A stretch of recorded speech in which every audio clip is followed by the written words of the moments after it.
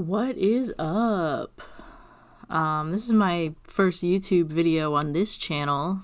I've had several channels in the past, but I decided, you know what? I want to make a new channel because I deleted my old ones and I still really like YouTube and I can't quit the stuff. I'm addicted to it. And YouTube to me is kind of a hobby, so I figured I would do it anyway. So I kind of just wanted to talk a little bit about Stranger Things and Eddie Munson and I guess my drawing process. So as of recording, this is before January 7th, which is really important because a lot of people are thinking that there is something called ConformityGate that's about to happen, which is basically one extra episode so that the ending of Stranger Things isn't absolute dog ass. And I'm in the camp that it's happening. I think it's real. There's a lot of evidence and things, but also I thought that a lot of the writing has been getting kind of annoying, in my opinion, with Stranger Things. So some of the things that I really didn't like about like various seasons is that they would introduce a character just for them to die for no fucking reason, and why even introduce characters just to kill them off instantly? I just never really understood that, and they did it for like almost every single season. So you had like Bob, that one guy that Barb was dating for a while or whatever. You had the Russian guy that was introduced and killed. You had the Billy who was introduced and killed. Eddie that was introduced and killed. Chrissy who was introduced and killed. And they always get introduced and killed within the same season that they're in. And to me, that sucks ass and it's not interesting and it's just, I don't know. It's bad writing to me. Especially since I don't understand why they would make Eddie a character knowing he's a hot topic, like he's gonna sell the merch. He is the hot topic character. Why write him off? So I was kind of in the camp with a lot of people that there's another Stranger Things theory about Eddie being Cass, which is basically like in D&D there's a character named Cass. He's kind of like a vampire-esque character. And a lot of people thought that maybe he would be brought back as like sort of partially like Vecna'd, being bat-like and stuff. So there's a lot of people who have the Cass Eddie theory slash I don't know what you'd call it. I guess AU. And I think it's interesting. To me, he was like the more dynamic characters. He felt more authentic to the series than like, I don't know, Billy. Billy to me sucked. He was so useless and like, I don't know. I think some characters that they introduce have more branding to like be like potentially more interesting than other characters. To me, Billy sucked because it's just like, yeah, he's a sexy white guy. What else? Am I supposed to feel bad about him because his parents didn't love him or something? Like, I genuinely don't understand why people like Billy, but I don't know. I think it's just because he's like a hot white guy, and that's just really all it takes for people to like a character these days, but that's neither here nor there. Anyways, about the ConformityGate thing. A lot of people think that it's happening, and I also think that it's happening, but also I'm delusional and a little crazy, so, you know. If it doesn't happen, I'm gonna be fucking pissed because I stayed up on New Year's. And I was with my family, so I was like, okay, I gotta zone out for 2 fucking hours to watch this finale that sucked ass.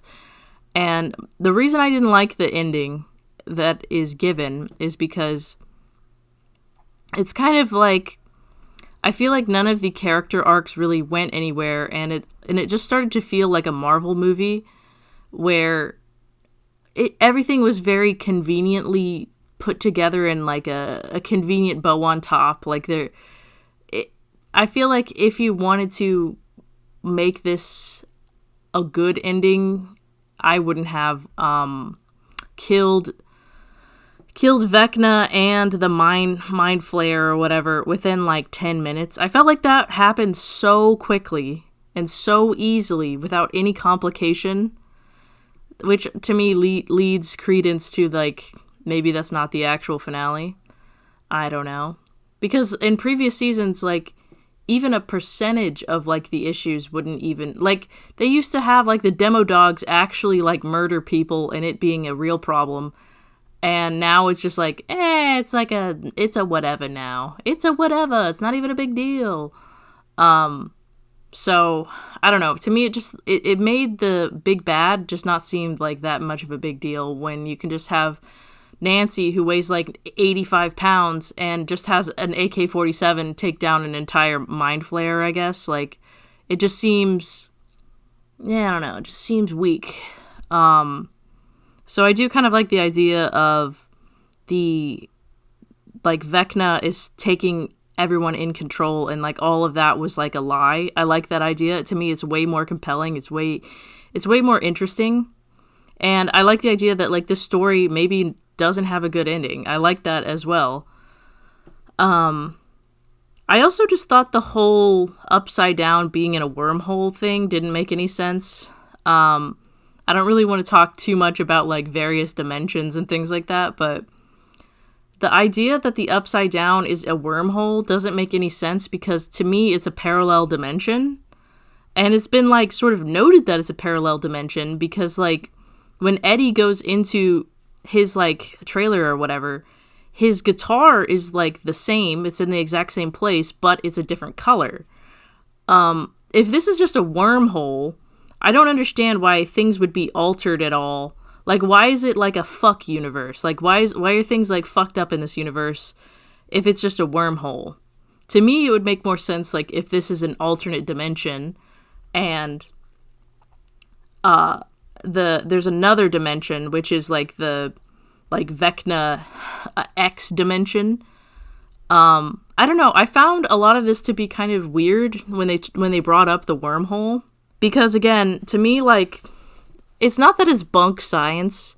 It's just that like the writing of this to me makes more sense for us to be talking about fourth dimension and fifth dimension stuff, because that's really what I thought it would be. Like, when I was making theories about watching the first few episodes of this season, I was thinking, I think this is actually about it being a fifth dimensional kind of story where... Okay, let me just explain dimensions for a second. Okay, so you have the third dimension. That's what we are in. We have length, width, and height to be dimensions, right? Fourth dimension is adding time. So it would be kind of like you can look back and forth through time just like as you walk across the room. Like time isn't linear in the fourth dimension. And then with each dimension you kind of like add on to a new layer of things. So like, for example, in our dimension and the third dimension, you can kind of have two-dimensional things within your dimension. So it would be like we have two-dimensional shadows. And the fourth dimension, we would have, we'd still have three-dimensional lives, but we can watch them like kind of like a time player where you can move it along the track wherever you want. The reason why I thought this was going to be a fifth-dimensional story was because, okay, did I even explain the fifth dimension? I don't know. The fifth dimension is where you can take somebody's life and you'll be in a physical 3D plane. It can be across any time period, so you can move within time periods, and you can move between dimensions. So it would be like, this is kind of where you get the like alternate multiverse shit is usually in the fifth dimension. Like multiverses are fifth dimensional bullshit, right? So that's what I thought this was going to be, we're going to make a multiverse where all the AUs are good. And it makes sense for Netflix because every fucking streaming thing wants to have multiverses because it basically means you can have endless stories. And it also means that people can have fan fiction and it might become reality. And that's kind of why people like multiverses. To me, it gets a little contrite at a certain point where... contrived, not contrite. Anyways. Where it just becomes like kind of bad writing, vis-a-vis Fiona and Cake from HBO Max, but whatever. Yeah. So that's what I thought this was going to be. I thought this was going to be a fifth dimensional storytelling kind of thing, because they constantly reference clocks, which to me is indicative of Vecna needing something so that he can be a fifth dimensional being, where he can like change time. And I think that Henry Creel wants to go back to being Henry, not Vecna. And he's going to be, that's what I thought it was about, like using all of these people to change into universes where he can be normal and like not affected by Vecna, basically. That's kind of what I thought this was going towards. That's what to me it made the most sense for his character to have that. So when it was revealed that like, no, I like being Vecna. It's awesome. It's epic being controlled by a dimensional alien that I don't understand. It's fucking epic. Like, I don't know. It just seemed kind of like a big fart of an ending for his character. And it also, again, the science in this one just is a little bunk to me. This wormhole stuff and then this exotic matter. Like, again, it doesn't have to be like some super sci-fi high-tech stuff.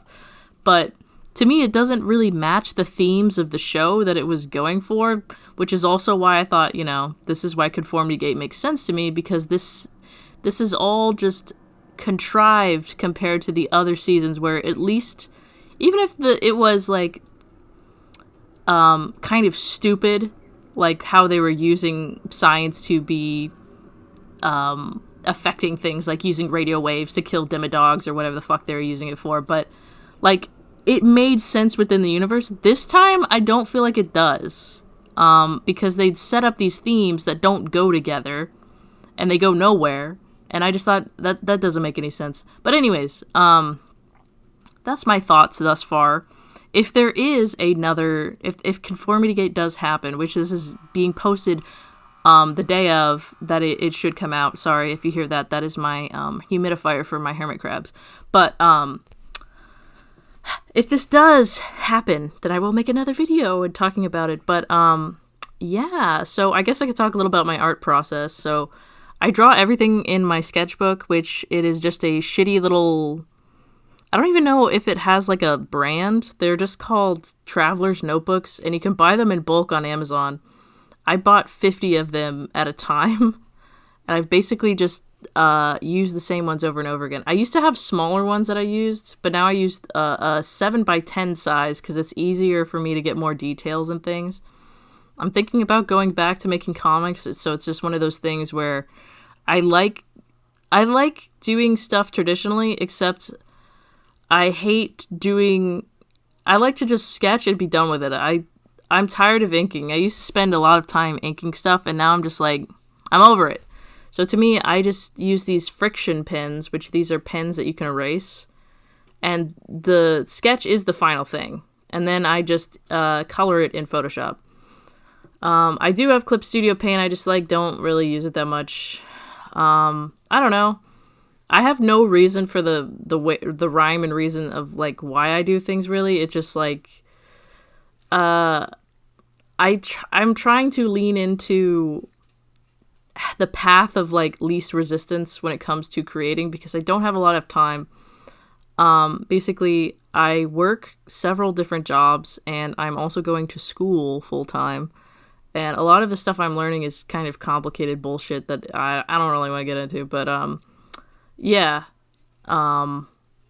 So, I don't have a lot of time because I also have to study and stuff. But, yeah, I mean, I feel like I've been in school for 100 years. I originally went to art school, and then now I'm kind of in the medical field, I guess you would say. I don't know. But whatever. So yeah, that's why I like to do it this way, because to me, I can cut down the bullshit part of art that I don't want to do, which is the inking and the giving a shit. Because if I care too much about something, then I will never ever do it, because I just won't. Because I'll be a perfectionist about it. And honestly, I hate to say it because it's really it sucks, but there's not a major difference between my sketch and the inks. It will look marginally nicer, But that's it. And it like is so depressing to like look at my art and be like, yeah, there's like almost no fucking difference. But yeah, like there's almost no difference. So like why even care? Sometimes I notice a difference like on that sketch to the very left. Like you could tell I was phoning it in because I didn't care. But yes, when I'm actually giving a shit about what I'm drawing, there's not much of a difference between the sketch and the inks. But yeah, I don't know. I've used to do this method before in the past, but then I kind of like, I got like really embarrassed by it because at the time, like fusing things like this was considered like, I don't know, this was around like 2016, where it was just like, what, you can't just draw it all digitally? What are you, a baby? And now I'm 30 and I don't care about my art process or what people think of it or what I'm drawing really. I don't give a shit. I draw for fun. I draw because I want to. So yeah, like that's kind of the process. I'm trying to finish my comic, but I don't know if I'll ever do it. But I'm thinking I might do like a smaller, more achievable comic and do it in color as opposed to black and white. Because, you know, accomplishing things might make it so that I have a better process and like can actually try to do things. I don't know. I love drawing, but in all my life I've never actually been successful doing any kind of art, like drawing art, but people really like it when I do sculpture and product design. So that has primarily been like what my income has been my entire life. Which is super annoying because I feel like I'm somewhat versed in drawing, but like I don't know. But yeah, I'm just a perma loser when it comes to committing to anything anymore. So I'm trying to actually create a system where I can do it and it not take 400 years and just me be okay with things looking like kind of ugly sometimes. But yeah, that's the process. I'm thinking about finding some like comic book writers to maybe like ask if I could draw their shit and we do a collab or something. It would be no payment on either end because I can't pay a writer and they can't pay me usually. So I don't know. That's something I'm thinking about. But anyways, I'll see you. Maybe if there is a conformity gate actually happening, we'll find out. Bye-bye.